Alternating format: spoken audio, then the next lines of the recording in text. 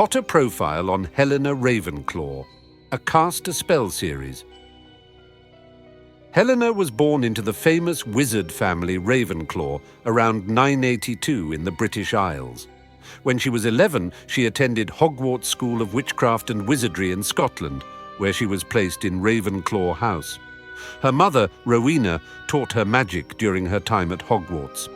At that time, she met the Baron of Slytherin House, who loved her, but she never felt the same way.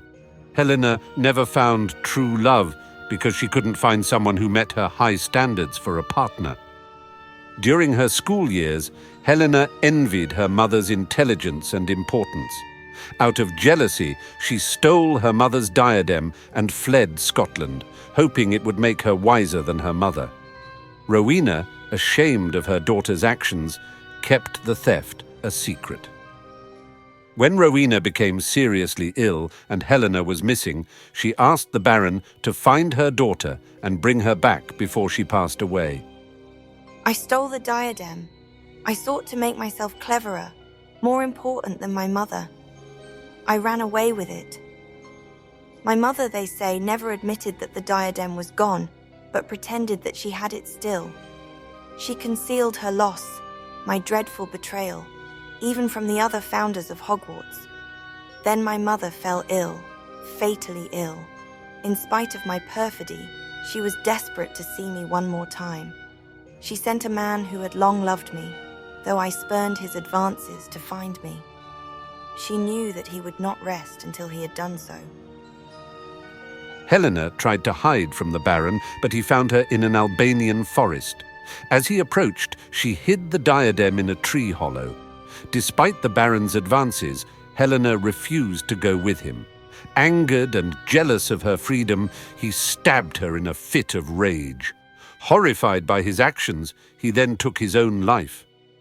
Helena, now called the Grey Lady, returned as a ghost along with the Baron, leaving her real identity as Helena Ravenclaw a secret. They became the house ghosts of Ravenclaw and Slytherin at Hogwarts Castle. The Baron regrets his actions and wears heavy chains in penance. No one knows the full story of their deaths, not even the other Hogwarts ghosts. The Grey Lady is seen as a timid ghost by most, but she helps Ravenclaw students find lost items and navigate the school.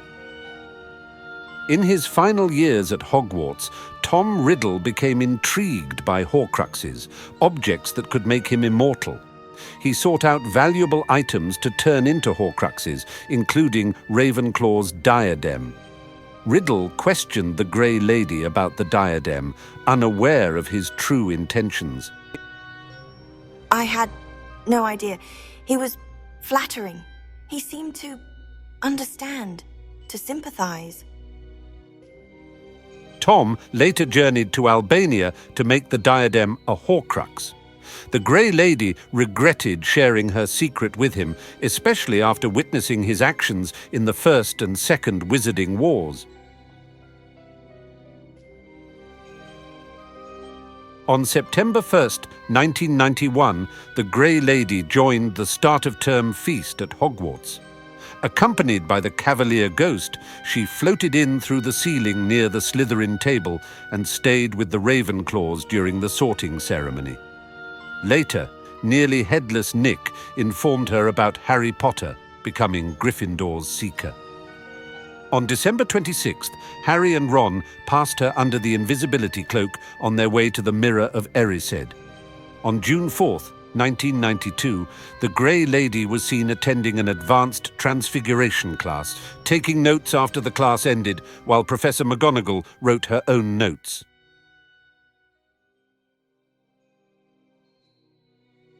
At Nicholas de Mimsy Porpington's 500th Death Day party, the Grey Lady mingled with various guests, including the Headless Hunt and Moaning Myrtle.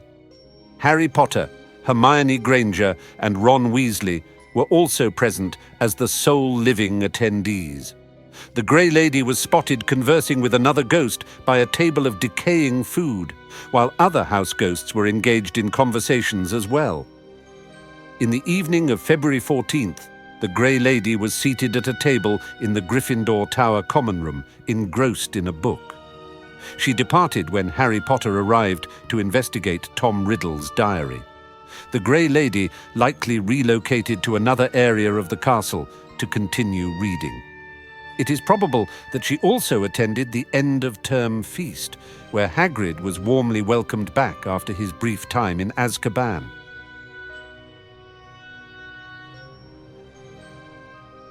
In 1995, a tetraptych featuring Helena Ravenclaw was displayed in the hallway outside the Hogwarts library. Throughout that school year, the Grey Lady could often be observed walking along this corridor. It is believed that Helena assisted the staff and students in their efforts to make Dolores Umbridge's role as the defense against the dark arts professor and later Hogwarts High Inquisitor more challenging. We do not know if Helena believed Harry's story about Voldemort's return. On March 1st, 1997, following Ronald Weasley's hospitalization due to poisoned mead, Harry Potter, Rubeus Hagrid, and Hermione Granger encountered the Grey Lady as she drifted by, engaged in a serene conversation about the Board of Governors and the potential school closure due to the recent attacks on Katie Bell and Ron Weasley. Albus Dumbledore, the Hogwarts headmaster, met his demise at the hands of Severus Snape on the 30th of June, 1997. The Hogwarts ghosts, including Helena Ravenclaw, attended Dumbledore's funeral in early July.